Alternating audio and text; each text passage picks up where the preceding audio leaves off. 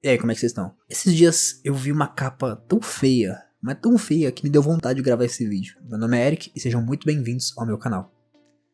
Talvez nem todos aqui saibam, mas eu sou designer, eu já trabalho com isso há muito tempo e trabalhei muito tempo com um capista. E eu sei como para um autor independente pode ser meio complicado contratar um capista, pode sair um valor bem caro. E alguns acabam se aventurando e produzem as suas próprias capas, o que acaba em trabalhos horríveis, para não dizer outra palavra. Mas para que isso não aconteça de novo, nesse vídeo aqui eu vou te mostrar alguns pontos que são muito importantes para que você produza uma boa capa. Então vamos direto ao que interessa. Vamos começar com um elemento primordial, não só da criação de uma capa, mas do design como um todo, que é menos é mais. O maior problema que eu vejo quando eu vejo uma capa de alguém que não sabe criar capas é que ela quer encher de elementos. Gente, não encha de elementos. Vocês estão vendo aí na tela alguns exemplos de design que vocês percebem que você não precisa de muitos elementos para criar uma capa boa. Tem pessoas que querem escolher 30 personagens da história e botar na capa, não precisa. Daqui a pouco eu vou mostrar um exemplo próprio e vocês vão entender o que eu quero dizer. Mas quando você vai criar uma capa, pensa que ela é a embalagem do seu livro, ela tem que vender o seu livro. Agora imagina você vender um livro com 30 personagens na capa, com 40, com um monte de elementos, com fogo e raios saindo do olho. Não, menos é mais. Escolhe um elemento central da sua história. Então se a sua história, por exemplo, tem um colar, e esse colar é muito importante para a história, aí você coloca ele como um objeto central na capa, e evita outros elementos que possam tirar a atenção dele.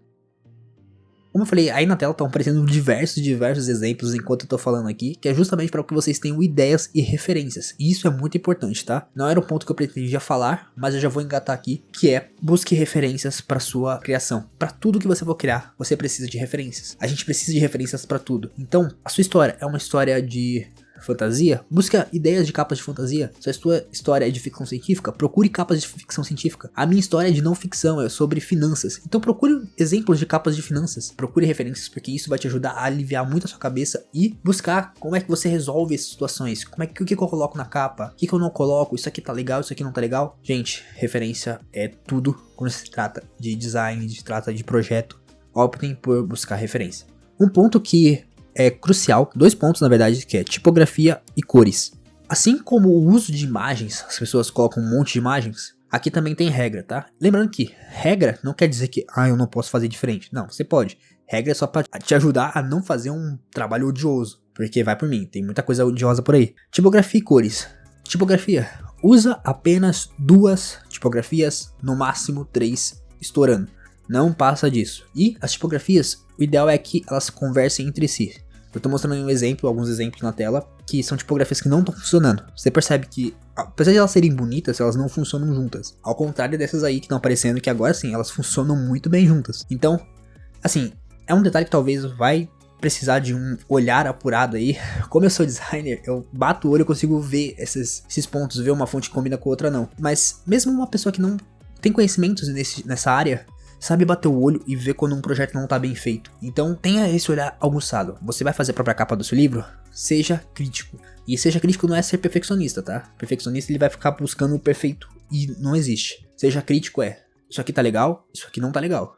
Cores é a mesma coisa. Evita criar um carnaval na sua capa de livro, a não ser que você vai fazer um livro sobre carnaval. Mesmo assim, 2, 3 cores no máximo, assim, trabalhe em cima disso aqui. E talvez para ficar mais lúdico, eu vou mostrar um projeto meu, um livro meu que eu lancei recentemente, e mostrar como é que foi a ideia por trás, para que vocês tenham uma noção de como coloquei tudo que eu te falei aqui, eu realmente apliquei na prática. Então vamos dar uma olhada. Vamos lá. É uma capa que eu gosto bastante, tá? Eu acho ela bem bonita, eu me orgulho um pouco dessa capa, mas vamos começar. Primeiro, elemento central. Eu tenho a minha protagonista ocupando boa parte da capa. Se a gente dividir a capa ao meio, a gente vai ter 4 quadrantes. Você percebe que a minha protagonista está ocupando 2 desses quadrantes, ou seja, ela está ocupando metade da página. Lembra que eu falei lá atrás sobre elemento central? Então, qual que é o elemento central da minha história? É a minha protagonista. Ela vai ocupar boa espaço da capa, porque eu quero que ela chame atenção. Tanto que quando você bate o olho nessa capa, ela é a primeira coisa que o seu olho vai ver. Eu não vou entrar nesse mérito aqui, porque isso seria algo bem técnico de design e eu posso deixar isso para outro vídeo. Mas sempre que você olhar, quando você olha a capa pela primeira vez, seu olho vai nela e depois vai nos outros elementos. Isso é destaque, isso é hierarquia. Mas isso pode ficar para outro vídeo, tá? Agora nós temos o lance da tipografia e das cores. Eu quero que vocês prestem atenção, eu vou mostrar a capa aberta, ou seja, capa, lombada e contracapa, para vocês verem um detalhe. Percebam o lance que eu falei sobre cores. Eu estou trabalhando branco, amarelo e preto. Ah, Eric, mas tem a jaqueta dela ali que é verde. Beleza, mas isso é um detalhe proposital, mas vamos com calma. Eu escolhi branco, amarelo, preto pra essa capa. Tudo tá seguindo essa paleta de cores. Então, eu tenho o meu título com uma cor branca, eu tenho a roupa da personagem ali com um tom um pouco branco, a máscara dela também um pouco branca. Os elementos ali da pirâmide, que faz parte da história, também são elementos cinzas, mas estão ali puxado pro branco. Eu tenho a silhueta dos personagens, dos 3 personagens principais, em preto, que linka com o contracapa e a lombada, que é prioritariamente preta, com os destaques em amarelo. Então você percebe que, como eu falei, eu fiquei restrito a 3 cores. Eu posso ter usado o verde ali na jaqueta dela para dar um destaque, mas justamente isso para que o seu olho vá nela. O verde e o cabelo dela ali, as cores da pele e tudo mais, chamam a atenção porque eu tenho uma paleta bem definida e tudo que foge dessa paleta chama atenção. Mas isso é feito de forma proposital. E como eu falei, você precisa aí dominar um pouco mais sobre essa relação de cores e contraste. Mas isso é algo que você domina muito fácil quando você está trabalhando com design. E se você hoje não sabe isso, cara, você pega isso aí, no estalar de dedo você pega isso aí. Não se preocupa, quanto mais capas você fizer, melhor você fica nessa questão.